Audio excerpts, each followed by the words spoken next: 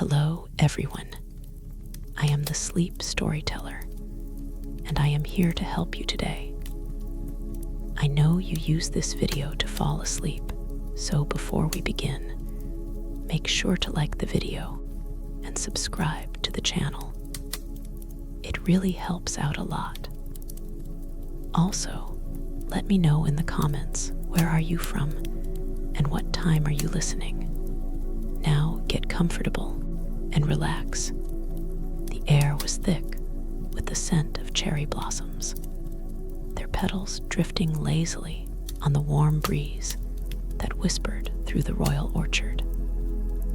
In the heart of this sanctuary, beneath the sprawling branches of an ancient tree, King Orfeo walked at a measured pace, his fingers idly tracing the curve of his harp.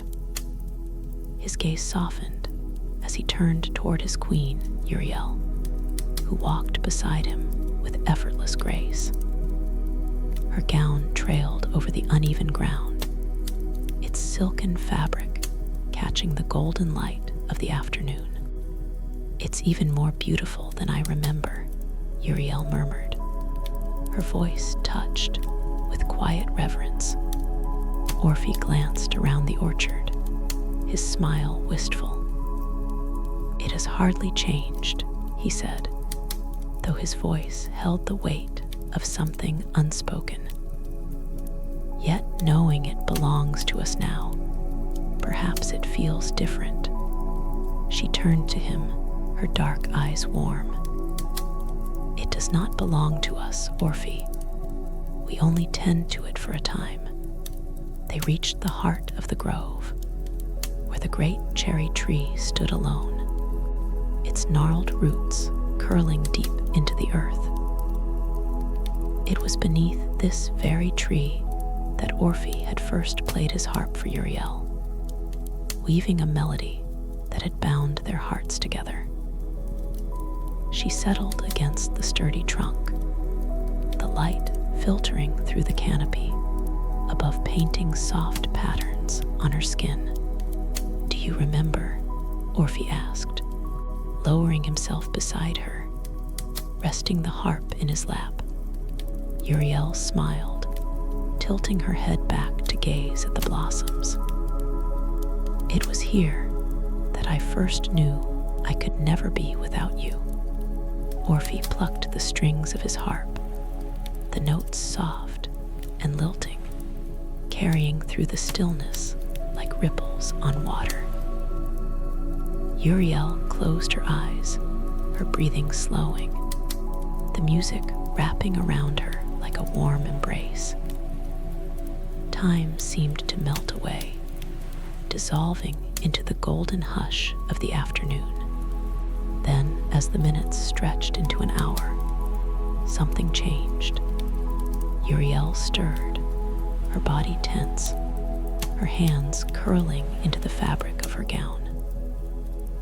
A soft gasp escaped her lips, and her brow furrowed, as if trapped in a dream too vivid to be dismissed. "Uriel," Orfeo's voice was gentle, but his concern sharpened as her eyes flew open wild, unfocused. She gasped, as though surfacing from deep water, pressing a hand to her chest. "What is it?" Orfeo asked, reaching for her. She turned to him, her face pale. "He was here," she whispered. "I saw him." Orfeo's heart tightened. "Who?" Her breath trembled. "A man, or something like a man. He stood right here in the shadow of the tree." She swallowed hard, searching the orchard with wide, frantic eyes. "He said I must come to him, that I belong to him." Orfeo's jaw tightened. He took her hand, his grip steady. "Uriel, it was only a dream."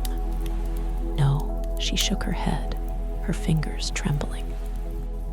"I could feel him as clearly as I feel you now. It was real." The wind stirred through the branches, and for the first time that day, Orfeo noticed the way the light had shifted, how the shadows beneath the tree had grown longer, darker. A chill crept through the air, though the sun still shone bright above them. He said he would come for me, Uriel whispered, that I must return here tomorrow, or he will take me by force. Orfeo rose to his feet, brushing the petals from his robes.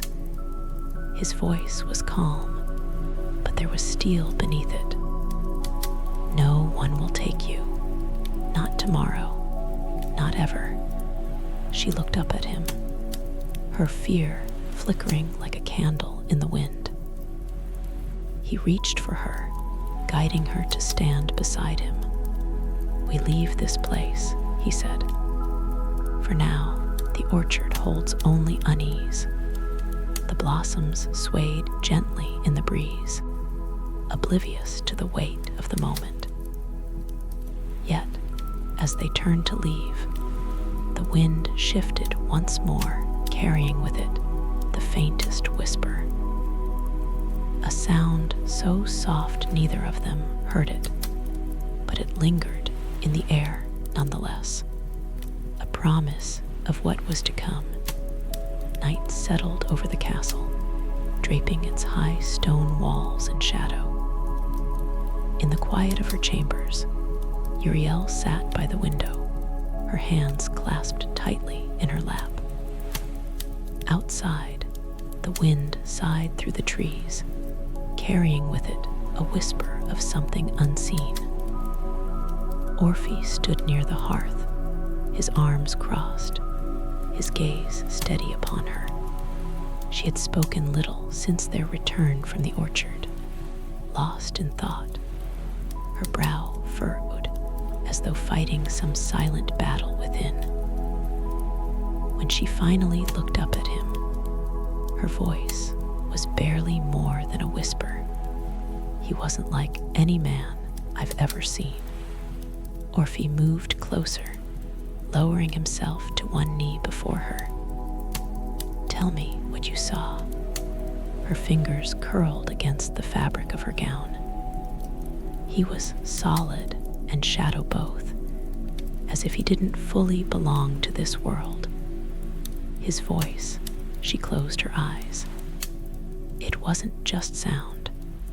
It pressed against me, against my soul. I couldn't move. I couldn't breathe. It was as though part of me was already his. Orfeo took her trembling hands in his expression resolute. It was a nightmare, nothing more. I will not let anything take you from me. She searched his face, desperation flickering in her eyes. You don't understand. He will come for me. Orfeo exhaled slowly, the weight of her fear settling over him like a shroud. If there was even the slightest chance that her vision held truth, he could not dismiss it. He would not risk her safety. That evening, he convened his most trusted knights in the great hall. The fire crackled, casting flickering shadows over their armor as they stood before him in a silent semicircle. Sir Dorian, the captain of the guard, stepped forward and bowed. Your Grace, Dorian said, his voice measured but laced with curiosity. What is it you would have us do? Orfeo studied each of them before speaking, his tone grave. The Queen has been troubled by a dream, one so vivid it has left her shaken. Whether it is only that or something more, I will take no risks when it comes to her safety. Dorian's gaze darkened with understanding. What would you have us do? Orfeo straightened. Tomorrow, I leave for Northumbria on matters of state. In my absence, the Queen will not be alone, not for a moment. You will guard her every step, No one, no force, will reach her without facing you first. The knights exchanged uneasy glances, but they nodded as one. "We will not fail you, your grace," Dorian said, his voice firm. "The queen's safety is our highest charge." "Good," Orfeo said, dismissing them with a nod. As they filed out, Orfeo remained behind, staring into the fire. His heart was uneasy. He told himself it was nothing more than fear given shape by a restless mind. And yet, something lingered, something unseen. The following morning, Uriel sat silently as her attendants brushed her hair, preparing her for the day. She barely touched the breakfast set before her, the anxiety pressing too heavily upon her chest. Orfeo entered the chamber, dismissing the attendants with a wave of his hand. He approached her cautiously, the soft tread of his boots against the stone floor almost inaudible. "You don't have to leave the castle today," he said gently. "Stay within these walls. Let me protect you from afar." Uriel shook her head, tightening her grip on his hand. "No walls will stop him. If what I saw was real, he doesn't belong to this world." She drew in a steadying breath. "And if it wasn't real, what harm is there in carrying on as I always do? Either way, it changes nothing." Orfeo studied her for a long moment, torn between his instinct to shield her and the knowledge that she would not yield to fear. At last, he relented. "The knights will accompany you," he said. "I have ordered them to guard you at every moment until I return. Whatever this shadow may be, it will find itself met with steel." Uriel nodded faintly, though her fingers still trembled in his grasp. "I don't know if steel will matter, Orfeo." "It will," he said firmly. "And if not steel, then my will and yours. You are not some helpless prize to be claimed, Uriel." A faint smile ghosted her lips, though it did not reach her eyes. "You always know what to say to steady me. It's because I know you." Orfeo lifted her hand to his lips, pressing a kiss to her knuckles. "I will return as soon as I can. Until then, trust in me. Trust in my knights." She nodded, though the weight of her fear did not lift. Outside, the morning air carried an unseasonable chill as Uriel stepped into the courtyard.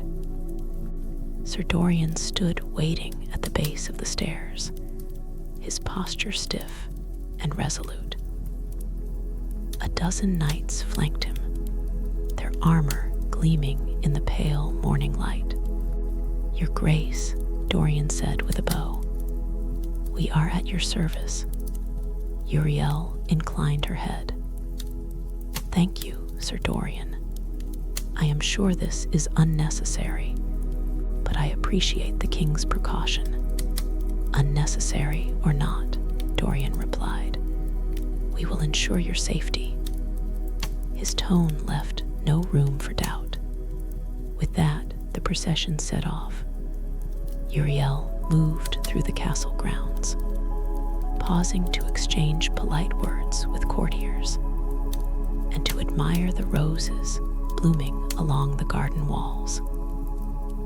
The knights maintained a tight formation around her, their eyes scanning every shadow, every corner, as though expecting danger to materialize at any moment. Hours passed uneventfully, but the unease within Uriel grew with every step. She could not shake the feeling that she was being watched. When they reached the edge of the royal orchard, her breath caught in her throat.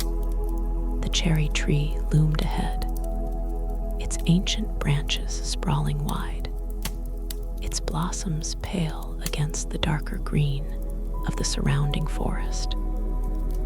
It stood as it always had, beautiful, familiar, but today it felt different, ominous. "I'd like to rest for a moment," Uriel said. Her voice was steady, but quiet. "My lady?" Dorian asked, his gaze sharp with concern. The knights exchanged wary glances, but followed her lead, forming a protective circle as she approached the tree. She reached out a hand, her fingers brushing the rough bark. The air around her seemed to grow heavier. The light dimmed subtly, as though a cloud had passed over the sun. Uriel closed her eyes. A shiver ran through her. Her lips moved silently, though no words escaped. Dorian stepped closer, his hand resting on the hilt of his sword. "Your Grace, are you well?" She opened her eyes and turned to him. Her face was pale, but composed. She nodded, but as she took a step back, the ground beneath her feet rippled. Dorian's breath hitched. "Hold formation," he barked to the knights. The air grew colder. A faint, shimmering light began to spread around the base of the tree. At first, it was almost imperceptible, a distortion, like heat rising from stone. But it grew stronger with each passing moment. "Your Grace, step back," Dorian shouted, lunging forward. Before he could reach her, an unseen force erupted outward, throwing him back into the circle of knights. Uriel stood frozen, her eyes wide with terror, her hand still resting on the tree. The light around her intensified. Then, in a blinding flash, she was gone. The great hall of Winchester was silent, the air thick with an unnatural stillness. Orfeo sat slumped on his throne, his fingers gripping the carved armrests so tightly his knuckles had turned white. The flickering torchlight cast restless shadows on the stone walls, but he hardly noticed. His mind was consumed by the words that had been spoken to him only an hour before. "She vanished, Your Grace, before our very eyes. There was nothing we could do." Sir Dorian's voice echoed in Orfeo's head, the weight of it pressing down on him like a great iron chain. He had seen the haunted look in the knight's eyes as he knelt before him, his face pale with grief, his armor dirtied from where he had been thrown back by the unseen force. Orfeo closed his eyes, but there was no escaping the truth. Uriel was gone. The ache in his chest threatened to consume him, sharp and merciless. His queen, his love, had been taken, and he had not been there to stop it. A sound broke through his thoughts, the soft shuffle of boots. He looked up to see Sir Dorian still kneeling at the base of the dais, his head bowed low. "I failed you, my lord," Dorian said, his voice thick with emotion. "I would offer my life as penance, but I know it cannot undo what has been done." Orfeo rose slowly from his throne, his movements stiff with grief and simmering rage. "No," he said, his voice hoarse but steady. "Your life is not forfeit." Dorian's head lifted slightly, surprise flickering in his eyes. I dismissed her fears, Orfeo continued, his jaw tightening. I believed I could protect her from shadows with walls and swords. But walls mean nothing to the kind of power that has taken her. Dorian swallowed hard. Then, what will you do, Your Grace? Orfeo turned from him, staring into the fire that crackled in the hearth. The flames danced, twisting and shifting, mirroring the turmoil within him. I will find her, he murmured. The words steadied him, gave him something solid to hold on to. He turned back to Dorian, his eyes burning with determination. No matter where she has gone, no matter what force has taken her, I will bring her back. He summoned Ulrich, the steward of Winchester, to the hall. Ulrich arrived swiftly, his face drawn with concern, but composed as always. He bowed deeply before the king. My lord, Ulrich said, I heard what has happened. Is there any way I may serve you in this time of need? Yes, Orfeo said, his voice firm. I leave the castle within the hour to begin my search for the queen. In my absence, you will act as steward and protector of Winchester. Ulrich's brow furrowed. You mean to leave the kingdom, Your Grace? Orfeo met his gaze with unwavering resolve. I will not entrust her rescue to another. This task is mine alone. Ulrich hesitated. And if you do not return, my lord? Orfeo's expression softened slightly, though his resolve did not waver. If I do not return, convene the council. Let them choose a ruler who will lead wisely and with strength. He exhaled slowly. But do not mourn me until all hope is lost. Ulrich bowed again, his voice steady despite the gravity of the moment.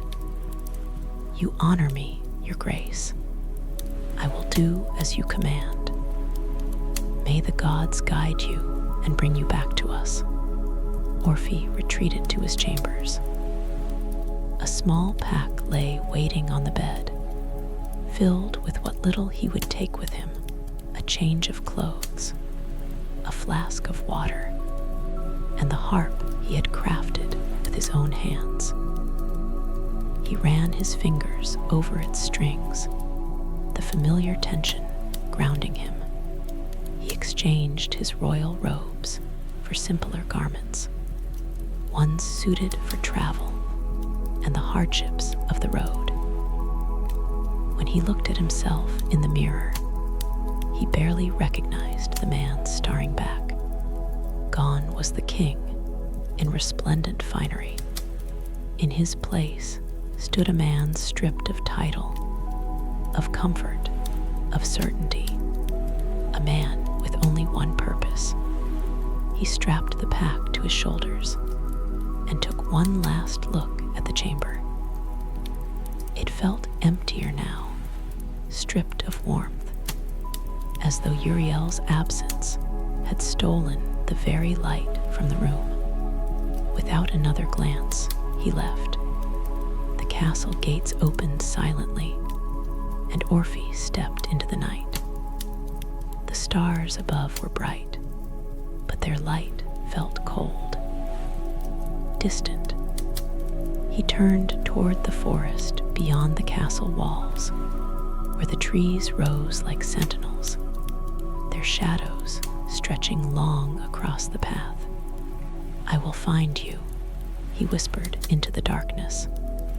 And with that, he disappeared into the wild, leaving Winchester behind as the first steps of his journey carried him into the unknown. The narrow dirt paths soon faded into overgrown trails, and the soft hum of the court's life was swallowed by the sounds of the wilderness. Owls hooted in the distance. Unseen creatures rustled in the underbrush, and the scent of damp earth filled the air. Orfeo pressed onward, his boots crunching against the leaf-strewn ground. The forest loomed around him, ancient and vast, its branches reaching toward the heavens like the fingers of sleeping giants. By day, the forest was a labyrinth of light and shadow. The sun filtered weakly through the dense canopy, casting golden shafts onto the forest floor. He walked for hours beneath the towering trees, their gnarled roots twisting through the earth like veins. He carried no map, no clear direction, only the ache in his heart, pulling him ever forward. The first nights were the hardest. Without the protection of Winchester's walls, the dangers of the wild loomed larger. He slept lightly, if at all, his ears straining for the snap of a branch, the distant growl of a predator. The fire he built was small, offering little warmth against the night's biting chill. Hunger gnawed at him. Accustomed to the feasts of the court, he now scavenged for berries and edible roots. His stomach protested, but he did not stop. One afternoon, he came upon a clear, babbling stream. Kneeling by its edge, he cupped the cool water in his hands, drinking deeply. As he leaned back, his gaze fell upon the harp resting beside him, the wood gleaming in the dappled sunlight. He set it in his lap and ran his fingers over the strings. The melody that emerged was low, mournful, a song of longing and sorrow. The sound wove through the trees, curling into the air like smoke, and for a moment, the forest seemed to listen. The wind shifted. The branches above rustled, though no breeze touched the ground. The birds fell silent, as though they, too, were waiting for something unseen. Orfeo exhaled, his heart tightening. He did not know where Uriel had gone, but something, some presence, ancient and unseen, was guiding him. He could feel it, and he knew deep in his bones that he was drawing closer. The days stretched long, marked not by the passage of time, but by the slow erosion of Orfeo's former self. He had left Winchester as a king, wrapped in the weight of his crown. But here, in the vast, untamed wild, he was a man stripped bare of title, of certainty, of comfort. The forest grew darker as he ventured deeper, the trees pressing in, their towering forms twisting together to blot out the sky. Here, the air was different, colder, heavier, thick with a silence that set his teeth on edge. Even the birds did not sing. He knew in the marrow of his bones that he was being watched, by what he could not say. But the presence was there, flickering at the edges of his vision, always just beyond his reach. Still he pressed on. The nights were cruel. He slept little, waking often with the sharp bite of the cold in his lungs, his body stiff from the damp earth. Hunger gnawed at him, hollowing out his limbs, slowing his steps. He moved through the wilderness as though in a fevered dream, his senses dulled by exhaustion. Yet one thing remained unchanged. The harp, by firelight, beneath the watchful gaze of unseen things, he played. The music drifted through the trees, soft and searching. A melody spun from love and longing, and the forest listened. It bent toward him in ways that could not be explained. The branches swayed when the air was still. The wind carried echoes of his song long after his fingers had left the strings. Something ancient moved here, something that had heard him. One night, beneath a twisted oak, Orfeo played until his fingers ached. The sound curled through the air like mist, wrapping around him, carrying his grief into the void. Then something changed. A whisper, so faint it could have been the wind. A voice, wordless, distant, carried on the unseen currents of the night. His hands stilled, his breath caught in his throat. He turned sharply, scanning the trees. Nothing moved, yet the air hummed with the presence of something vast, something waiting. And then he heard it, a sound distant but unmistakable, a melody, faint, fragile, but mirroring his own. His heartbeat thundered in his chest.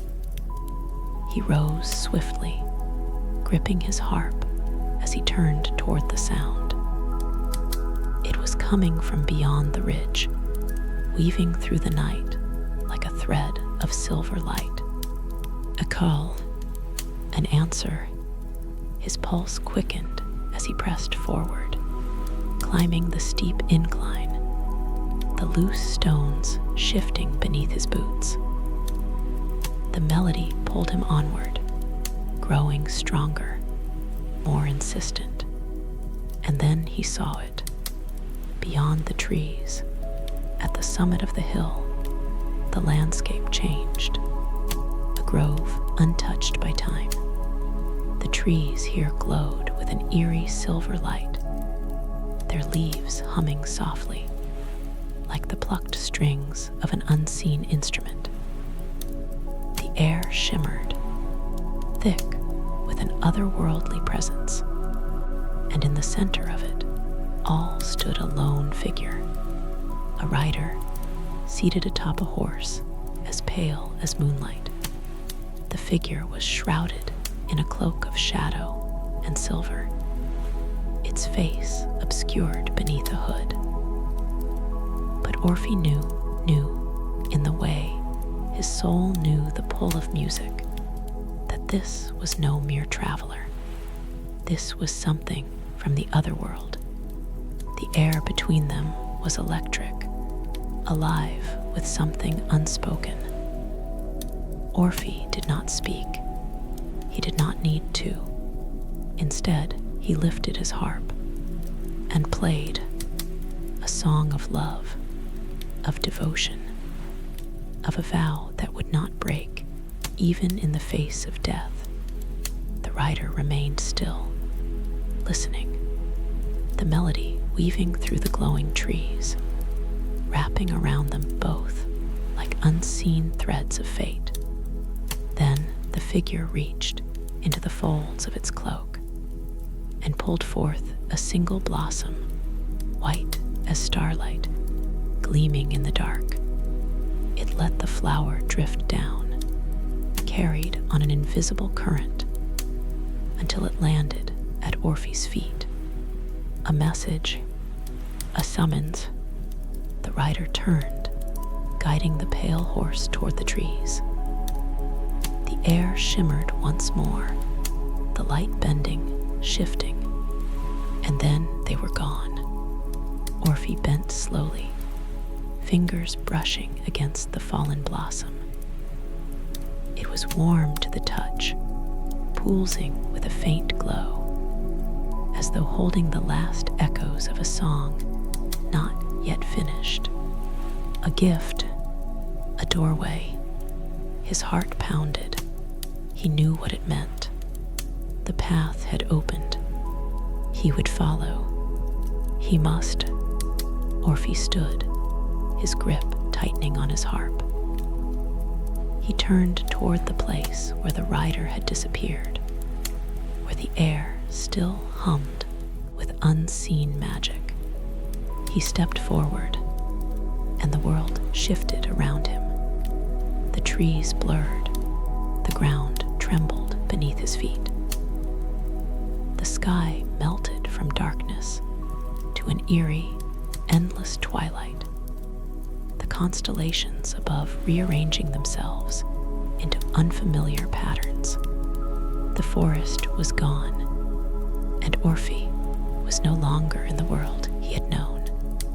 The air in this realm was thick with silence, pressing against Orfeo's skin like unseen hands. The world around him shimmered as if caught between waking and dream. The sky above neither day nor night, but a shifting expanse of violet and silver. The trees here were unlike any he had seen before, tall and ghostly, their translucent trunks pulsing faintly with an inner light, their branches adorned with crystalline leaves that chimed softly in an unfelt wind. The ground beneath his feet was not earth, but something smooth and polished, reflecting the glow of the trees in rippling patterns of light. Orfeo took a cautious step forward. The melody he had followed through the forest had faded now, replaced by an eerie quiet that stretched endlessly in all directions. His fingers hovered over the strings of his harp, the weight of it grounding him in this strange and shifting world. He knew instinctively that he was no longer in the land of men. Something moved in the periphery of his vision, a flicker of shadow among the pale trees. He turned sharply, but nothing was there. Yet the feeling remained, pressing against his senses, a presence watching him from just beyond sight. His breath was steady, but his pulse quickened as he moved deeper into this unearthly grove. Ahead, the path forked. One route descended into a mist-laden valley where pale blue lights flickered in the distance like fireflies trapped beneath glass. The other led upward, winding toward a towering structure on the horizon, its surface gleaming like liquid silver beneath the strange twilight sky. Orfeo hesitated, his grip tightening on his harp. The choice felt significant, as though the very air around him waited for his decision. He knelt at the base of the great tree beside him, closing his eyes, letting his fingers find the strings of his harp.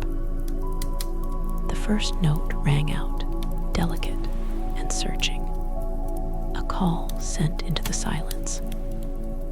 The melody unfolded, a soft and yearning song that carried the weight of his longing, his love, his unwavering purpose.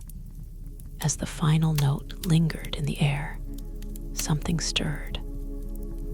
The light of the great tree pulsed in answer, a faint tremor running through its massive trunk.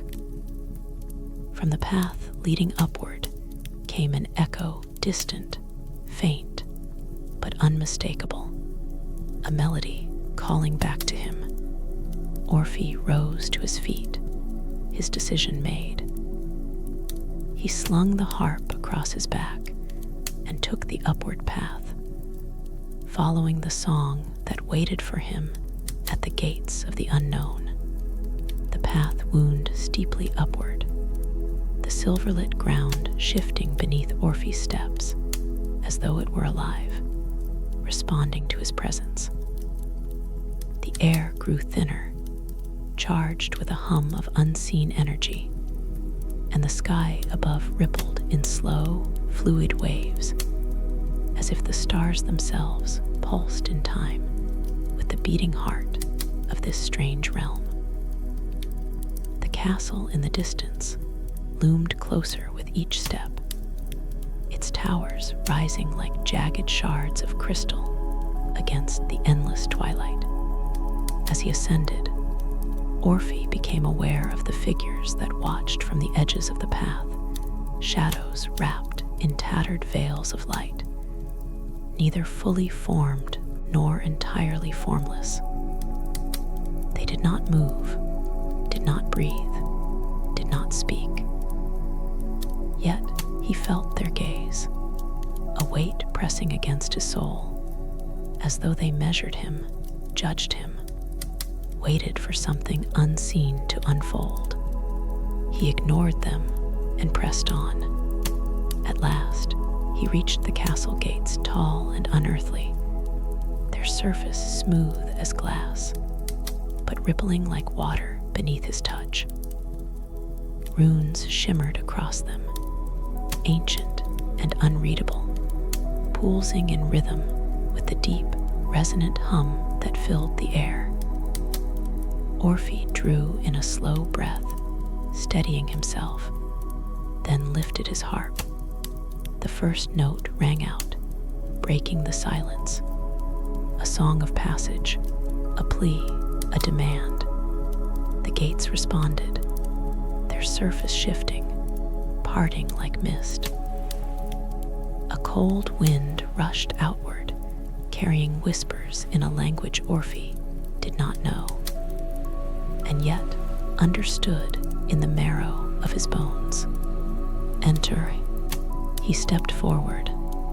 Beyond the gates lay a vast courtyard, glowing with an eerie luminescence. The ground shimmered beneath his feet, as though he walked upon the surface of a still, moonlit lake.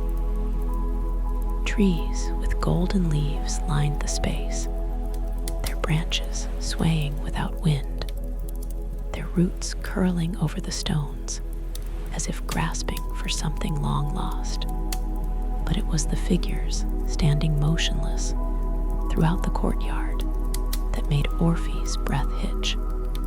Men and women, frozen in place like statues, their faces serene yet vacant, their eyes open but unseeing.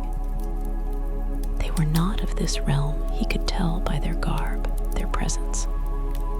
These were mortals, travelers, perhaps kings, perhaps wanderers, and they had never left. Orfeo's grip on his harp tightened. He moved cautiously through the still figures, his heart pounding with the weight of realization. This place was not merely a castle. It was a prison. The main hall loomed ahead, its towering entrance stretching upward like the maw of some great, silent beast. As Orfeo approached, the doors parted soundlessly. A voice, low, resonant, commanding, slipped through the opening, curling through the air like smoke. "You have come far, mortal." Orfeo stepped inside. The hall stretched impossibly wide, its walls shifting with ever-changing colors, golden forests, star-filled skies, endless seas.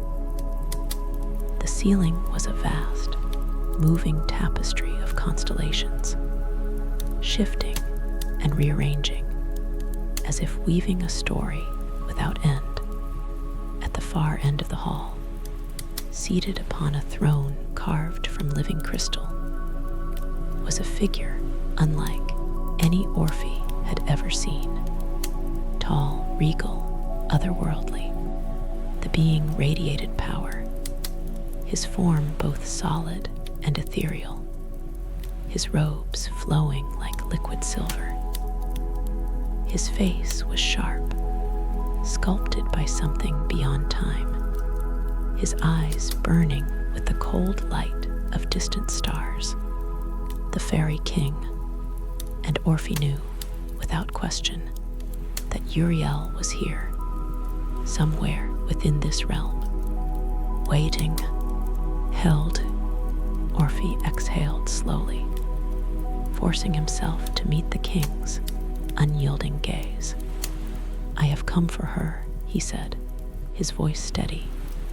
The fairy king tilted his head, a small, unreadable smile playing at his lips.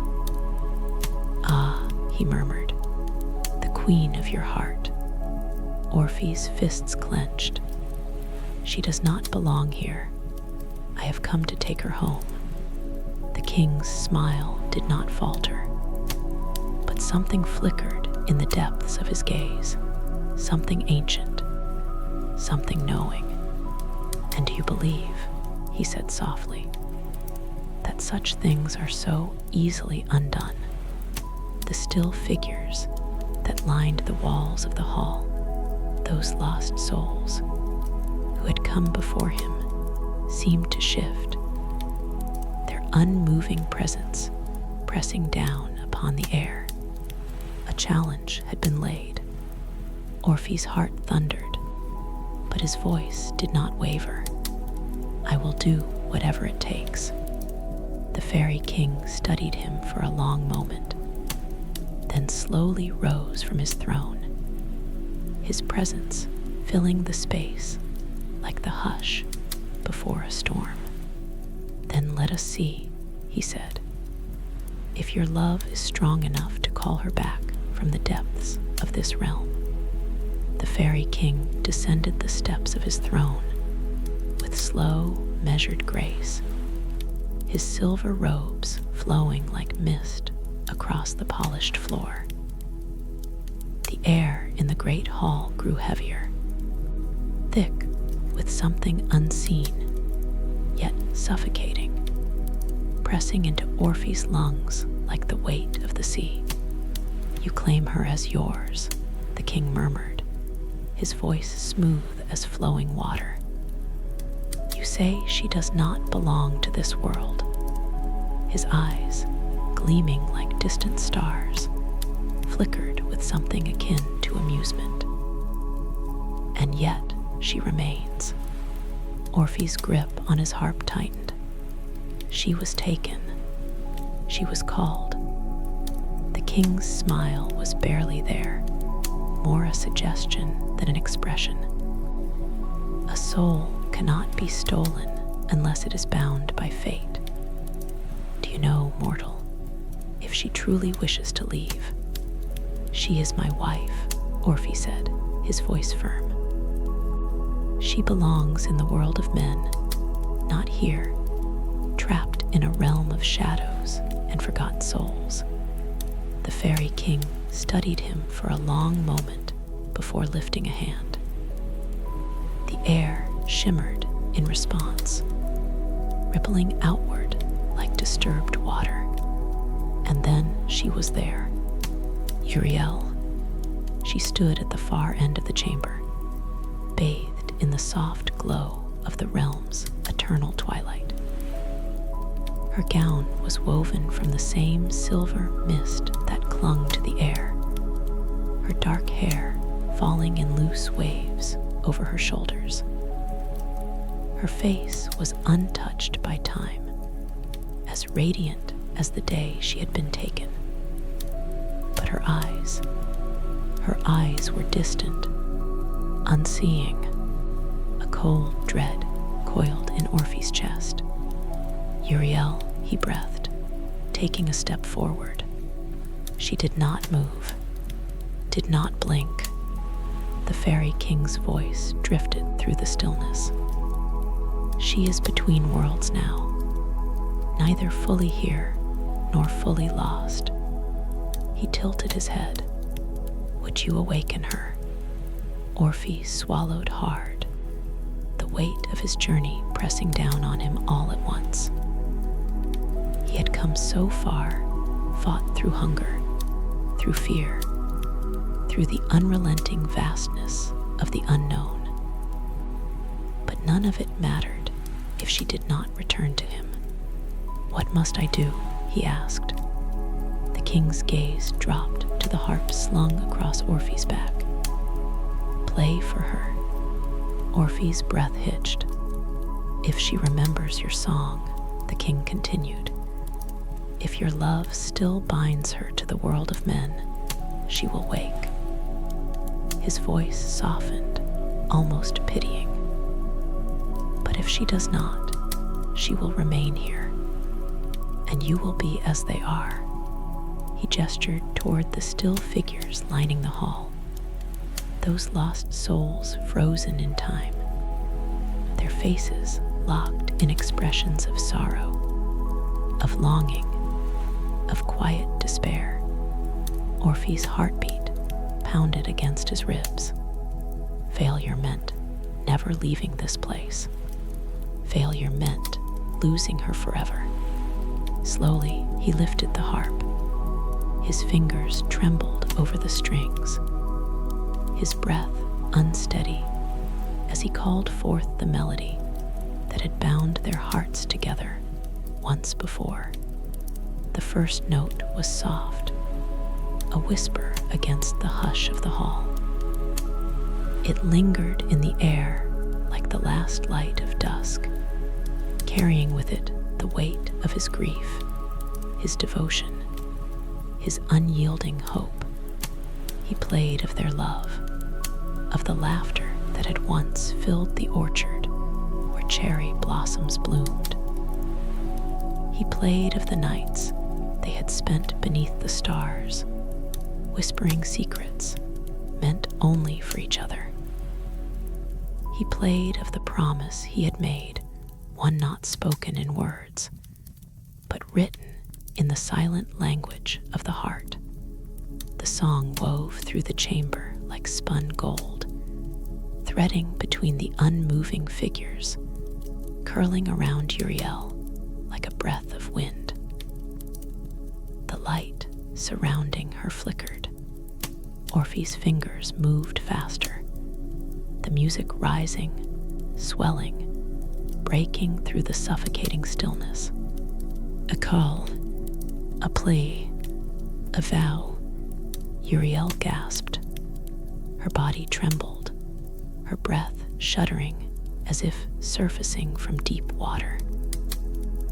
The mist that clung to her wavered, curling away like smoke caught in a breeze.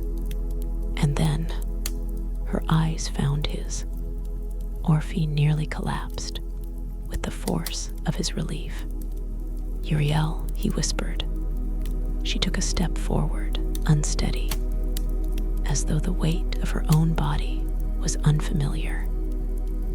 Her lips parted, her voice barely audible. "Orphe," he choked back a sob, his hands still on the harp, unwilling to stop playing. "I'm here." Her fingers lifted to her chest, as if trying to remember something she had lost. The confusion in her gaze warred with recognition, with something deeper, something fragile yet unbreakable. The fairy king exhaled softly. "Remarkable," he murmured. Orphe turned to him, his hands still cradling the harp as if it were a lifeline. "You said if she remembered, she would wake." He swallowed hard. "She has awakened. Let us go." The king studied them both, his expression unreadable. "The song has reached her," he admitted, "but the claim upon her soul remains." He lifted his hand, gesturing toward the great doors of the hall. "Play for my court," he said. "If your music can move even the stoniest hearts among us, then you may both leave. Free, unbound." Orphe's breath shuddered out of him. It was not yet over, but he would not fail her now. he turned back to Uriel, grasping her hand tightly in his own. "I will not lose you again." She squeezed his fingers in return, the warmth of her touch anchoring him. "Then play," she whispered, and Orphe stepped forward to face the gathered court of the otherworld.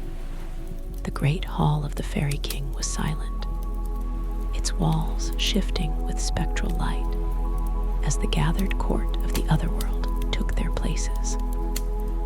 They stood in silent rows, their forms half substantial, their faces veiled in the faint glow of twilight. Some were tall and regal, their robes flowing like liquid silver. Others were shadowy figures, their eyes gleaming like distant stars. They watched Orphe with something unreadable curiosity, amusement, indifference. At the far end of the chamber, the Fairy King ascended his throne, the gleaming crystal shifting beneath him as though it were alive. He rested his chin upon his hand, watching Orphe with a gaze that was ancient and knowing. "You seek to prove that love may transcend realms," he mused, "that the heart of a mortal may touch the eternal." His lips curved into a faint smile. "Very well, Orphe of Winchester. Play for us." Orphe took a slow breath. His fingers curled around his harp, his lifeline, the one thing that had carried him through every trial, every mile of his long and harrowing journey. He looked to Uriel. She stood beside him, real and warm, no longer a distant shade. Her dark eyes met his, steady despite the weight of their fate hanging in the balance. He would not fail her now. His fingers found the strings, and he played. A single note rang out, soft, fragile, but clear, a ripple against the great hush of the hall. Then another, and another. The melody unfolded, delicate as falling snow, each note carrying the weight of longing, of loss, of devotion that had never wavered. Orphe played of love, not as a fleeting moment, but as something endless, something that endured even through time and shadow and silence. He played of the nights he had spent wandering beneath foreign skies, of the loneliness that had settled in his bones, of the aching hope that had never left him. He played of Uriel, the way she had once laughed beneath the cherry trees, the way her fingers had once brushed against his as she whispered his name. The music swelled, filling the hall with something raw, something unshaped by mortal words. It was more than a song. It was a vow, woven into melody, poured from his soul into the air around him. The court did not move, not at first. Then something shifted. The veiled figures, silent and unmoved, leaned forward ever so slightly. Their heads tilted, their eyes fixed upon him, something stirring within their endless stillness. The shadows that had clung to the edges of the hall began to lift, dissipating into the air like mist at dawn. The music reached higher, soaring through the vast chamber, filling its great, hollow spaces with something warmer than the cold luminescence of the realm.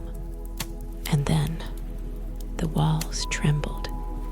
A sound, barely more than a whisper, rippled through the court. A sigh, a murmur. The figures that had once been so still began to shift, their hands twitching, their gazes no longer distant. Some pressed their palms to their chests as though recalling something long lost. Others let out quiet, breathless sounds, as though remembering what it was to feel. Even the Fairy King stirred. His fingers, long and elegant, tightened upon the armrest of his throne. His gaze, once so calm, flickered with something else, something unreadable, something that had not touched him for an age.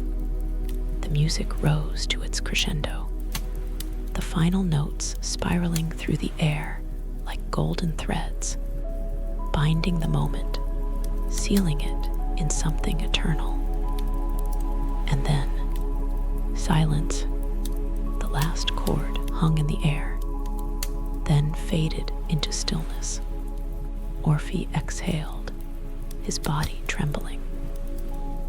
His hands remained poised over the strings, the echoes of his song still thrumming in his veins. The court remained motionless for a long moment.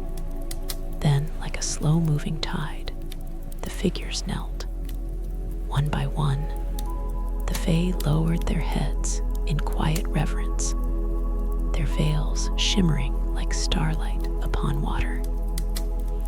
The weight of the moment pressed upon the air, filling the space with something unspoken but understood by all. Orphe's breath caught in his throat. They had yielded. Even the Fairy King had lowered his gaze, his expression unreadable. He rose slowly from his throne, the air shifting around him with the quiet hum of unseen magic. "You have done what no mortal before you has," he murmured, his voice softer now, touched with something almost solemn. He stepped forward, his silver robes sweeping across the floor like mist rolling over water. He studied Orphe, then Uriel, his gaze lingering upon the queen, as though seeing something only he could perceive. "The heart of man is a fragile thing," he said at last. "It bends, it breaks, it forgets." His eyes flickered. "And yet, yours has endured." He lifted a hand. The air stirred. The walls of the chamber pulsed with a final ripple of light. Then, one by one, the still figures of lost mortals lining the hall began to fade, their forms dissolving like morning fog. The souls who had been trapped here for centuries, forgotten kings, wandering minstrels, lost lovers, were released. Orphe's chest tightened. He looked to Uriel. She was still here, still with him, still real. The Fairy King exhaled, then let his hand drop to his side. His expression was unreadable, but when he spoke, his voice held no cruelty. "You may go."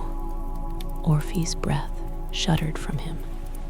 The Fairy King's gaze lingered a moment longer. "May your song never falter." The great doors of the hall swung open. A path stretched before them, one Orphe knew had not been there before. It was not of this realm, but of home. The scent of rain-washed earth drifted through the opening, the familiar whisper of the wind curling through the trees. Uriel turned to Orphe. He took her hand, and together they stepped through the threshold and into the world of men once more. The world was warm again. Orphe's first breath felt impossibly full, the air rich with the scent of damp earth and blooming flowers. The hum of distant bird song threaded through the quiet, and the wind carried the familiar rustling of leaves. The weight of the other world still clung to his skin, but the moment his feet touched solid ground, it began to fade, dissolving like mist at sunrise. Uriel stood beside him, her hand still clasped in his, her dark eyes wide as she took in the sight before them. They had emerged at the very edge of the royal orchard, where the cherry trees stood in their familiar slumber, their blossoms drifting lazily to the ground.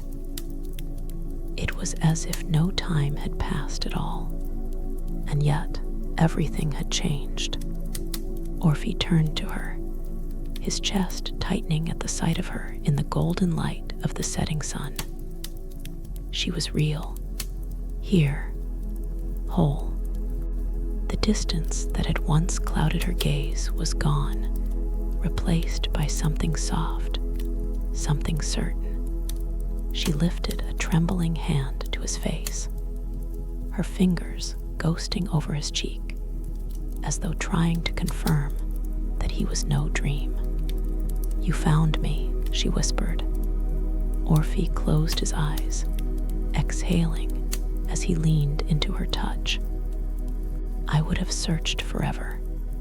Her lips parted as though to say more, but the sound of approaching voices shattered the moment. A rush of footsteps, a call, and then, "Your Grace." Orfeo turned just as the figures of castle guards emerged through the trees, their armor catching the light. At the head of them stood Sir Dorian, his expression a mixture of shock and disbelief. The knights froze. Then, one by one, they dropped to their knees. "The king has returned," one of them whispered. A breath, a pause. Then, with a swell of sound, the orchard filled with shouts of joy. Orfeo barely had time to brace himself before the men surged forward, clasping his arms, their voices thick with relief. Dorian was the first to rise, his hand gripping Orfeo's shoulder tightly. "We thought you lost, my lord," he said, his voice unsteady. "You were gone for so long." Orfeo glanced at Uriel, his stomach twisting. "How long?" Dorian hesitated, then bowed his head. 5 years, your grace." The weight of it hit Orfeo all at once. The world tilted beneath him. He turned to Uriel, finding the same stunned realization mirrored in her eyes. 5 years. They had been gone for 5 years. And yet, to them, it had only been days. Orfeo inhaled sharply, steadying himself. There would be time to unravel the mystery of time's passage later. For now, there was only one thing that mattered. "We have returned," he said, his voice clear. "That is all that matters." And as the sun dipped lower, casting its last light over the orchard, Orfeo knew, with unshakable certainty, that no matter how much time had passed, no matter what had changed, Winchester was still his home, and he had found his way back to it. The gates of Winchester stood open, their towering stone arches bathed in the warm glow of torches, as Orfeo and Uriel stepped into the city they had once ruled. The streets, once unfamiliar in their absence, came alive as word spread like wildfire. The king and queen had returned. Faces filled the streets, eyes wide with disbelief, voices rising in a chorus of gasps, murmurs, then joyous cries. Shopkeepers abandoned their stalls. Mothers lifted their children to see. Old men whispered blessings beneath their breath. And then, a cheer.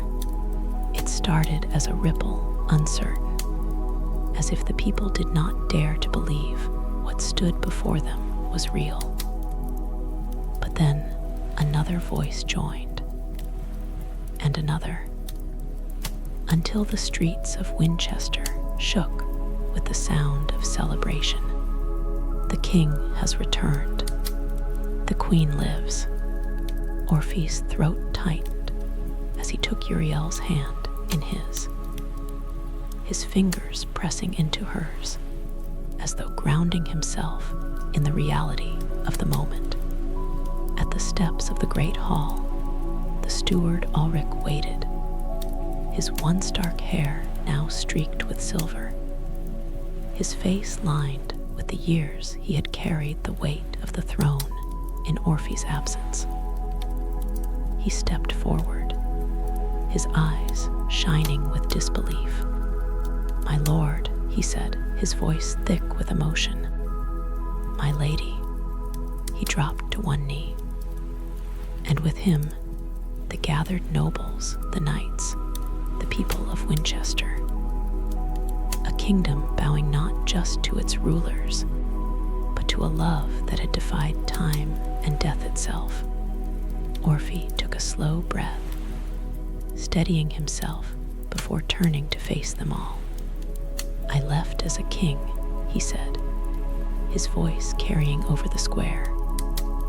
"But I return as a man who has walked through shadow, who has crossed the veil between worlds and come back with only one truth." He turned to Uriel, his hand tightening around hers. "There is no force in this world or any other that can break what love has bound." The silence that followed was thick with reverence. Then, like a great storm breaking, the city erupted in thunderous cheers. That evening, Winchester came alive with celebration. Fires burned in the hearths, wine flowed like rivers, music filled every street. The castle halls rang with song and laughter, the joy of a people who had thought their rulers lost to time and fate. And in the heart of it all, beneath the great cherry tree in the royal orchard, Orfe sat with his harp resting across his lap. Uriel stood beside him, her fingers drifting through the falling blossoms, her eyes full of something soft, something knowing. "Play for me," she whispered.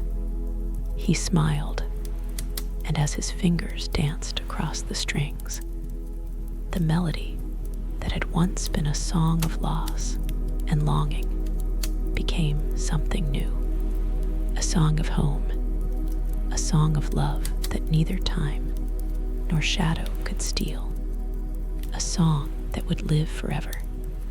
The end.